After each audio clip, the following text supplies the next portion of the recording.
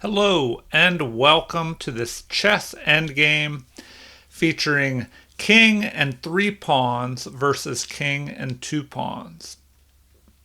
So in this position, have a look, see what you think. Feel free to pause it if you want to try and guess what the best move is. All right, let's begin. Now this is a little tricky. Usually in these 3 versus 2 pawn games, it's usually a good idea to push this unopposed pawn forward. But in this case, you don't want to do that or it'll lead to a draw for white. White should win in this position if he plays correctly, having this extra pawn. But let's take a look here at what could happen. All right. So we see the computer evaluation. White is clearly winning in this, but he has to be careful. The best move is g6 in this position by white. If the move that looks obvious, f6, if that is played, then this will lead to a draw, we see, but black has to be careful. So with f6, which is not what white wants to play, we would just have a capture, and then after recapture, the king would step in front of the pawn, blocking it. And so if white moves and protects, then the king can just move up, and if the white king tries to swing in front of the pawn, then king to f8, and now the king can move back. The king just stays up here in front. If the white king tries to get the opposition, the king can still move here and not worry about the opposition because he still has this pawn move available here. And so if finally the pawn is pushed forward, trying to get the king to move out of the way, well, now black can use this pawn move here. And so then the game would continue with the king having to move, and then after captures here, he grabs the opposition, but he cannot hold onto it completely here because the pawn is covering this g5 square. And so the game may continue like this.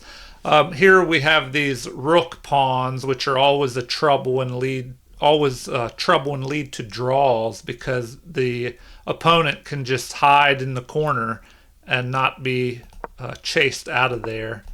So the game may proceed like this. Even with white capturing this pawn and moving out of the way, white cannot make any headway here. The king just stays in that corner, and this would just be a stalemate draw.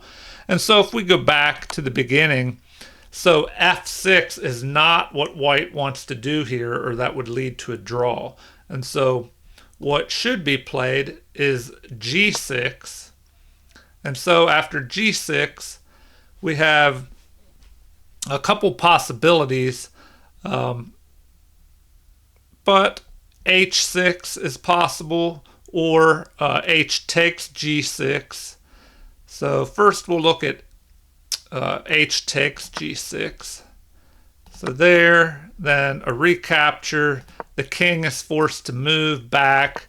White can try and move up there, and black will try to block him, but after taking the opposition here, white swings around to the side, forcing the king back, and the black king is forced back into the corner.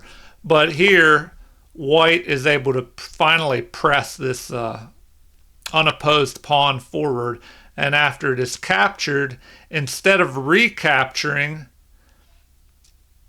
we have the king just moving to f7 to guard the advance of this pawn here.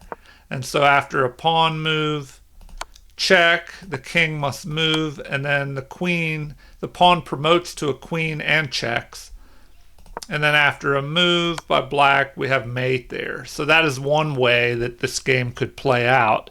And then if we go back, instead of h takes g6 here, another option is h6. Instead of capturing, the pawn pushes forward.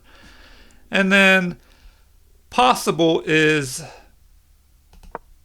king to d5, waiting to see what black does. And if black jumps into this f6 square, trying to capture this pawn, we have the king moving back and protecting. And if the king goes further into here, well, then white will win by bringing his king up. After a capture, the king goes up further. And then if the king attacks this pawn, finally the pawn can move forward. And so here black would be in trouble, because if he goes after this pawn, king takes g6, then the remaining pawn would just move forward and turn into a queen, and black would just be in trouble here. And the game could play out like this until black is just trapped. So that is a possibility of how this game could have played out. And let's see here if I missed anything after. Well, we'll just go back to the beginning. So here in this position, instead of the normal looking f6 move, white wants to avoid that as it would lead to a draw. And so instead g6 should be played. And then if h6 is played, then we have king to d5, which we looked at. But if white moves king to e4, this will work as well. If black retreats back to see what white will do, the king can come forward and try and grab the opposition. And then slowly the same thing will happen. The king will just get forced into the corner, and then the unopposed pawn pushes forward. But now the king will come over and guard these squares leading up to this pawn's promotion here. And then here we have a mate where the king is trapped in by his own pawn. And so these are the possibilities that play out in this king and 3 pawns versus king and 2 pawns. So in pawn endgames, when there are no other pieces, usually the piece with the extra material will win. And so if you're behind in pawns, just remember to try and avoid exchanging off all material, because you may still have a chance with pieces on the board. But if it just comes down to pawns, most of the time the person with the extra pawns will win. But just remember, here it's a little tricky. Normally the unopposed pawn wants to move forward, but here with that move, it turned into a draw for black, and so white would miss out on the win, as we saw here after this exchange, and the king just blocks this pawn now. And so I hope you've enjoyed this king and 3 pawns versus king and 2 pawns endgame. And if you have, please like and subscribe, and feel free to leave comments or suggestions. Thank you, and have a great day.